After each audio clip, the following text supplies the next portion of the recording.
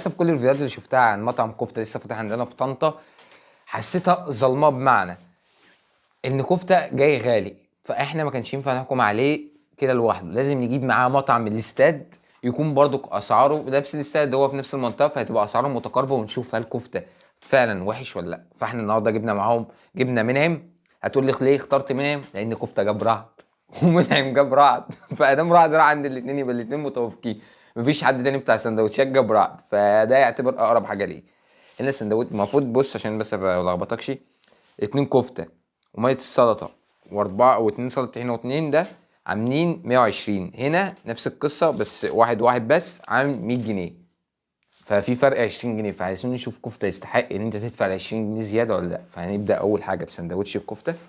المفروض دي انا لسه مفضيها، اللي هي الطماطم.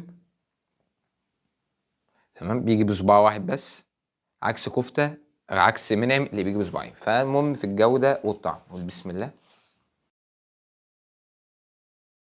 هنا بقى بعد ما جربنا بصراحه احسن سندوتش انا اكلته ممكن في حياتي، بجد انا مش حاسس بجرام اضافات عليه خالص. انا حاسس ان انا باكل لحمه بس، طعم الشوي باين وطعم كل حاجه باين، لانها لحمه بس زي ما بتقول كده، لحمه صرف.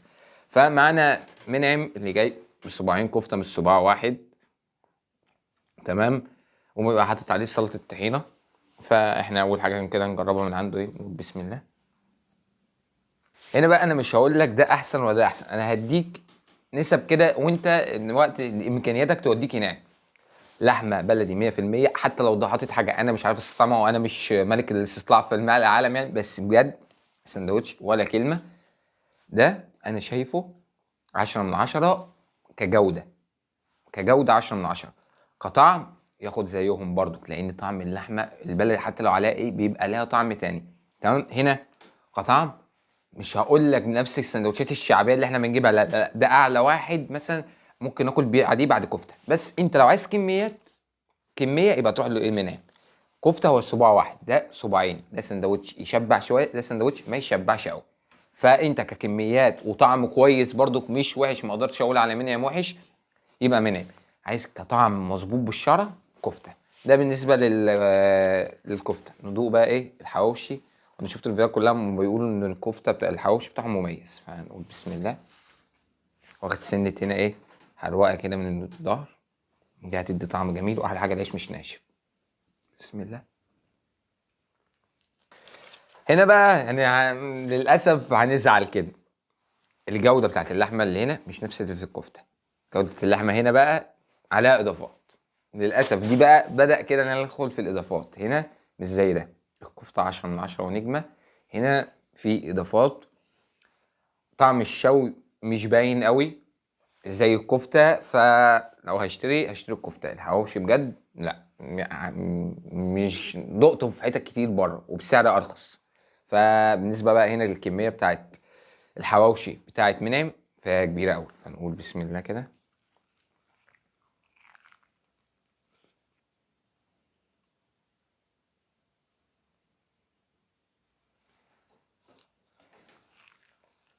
هنا بقى الكفته الحواوشي هنا الاتنين يعتبروا نفس اللحمه، مفيش اي حاجه، بس هنا الاحسن ان انا حسيت بطعم التوابل احسن شويه من كفته.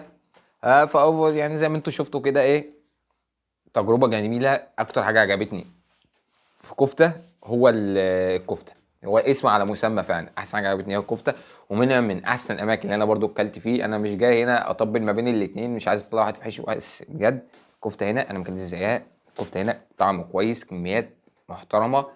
هنا الاتنين دول عليهم اضافه فطعمهم قريب من بعض قوي. بالنسبه لميه السلطه، كفته الشطه عنده شبه مغطيه على كل حاجه في ميه السلطه، هنا الخل شبه مغطي على كل حاجه. فيعني ايه، كانت تجربه لذيذه. زي ما انا قلت لك، شوف ميزانيتك هتوديك فين وروح، او شوف انت عايز كميه ولا طعم وهتروح. وكان معكم عبد الرحمن الجبري، مع السلامه.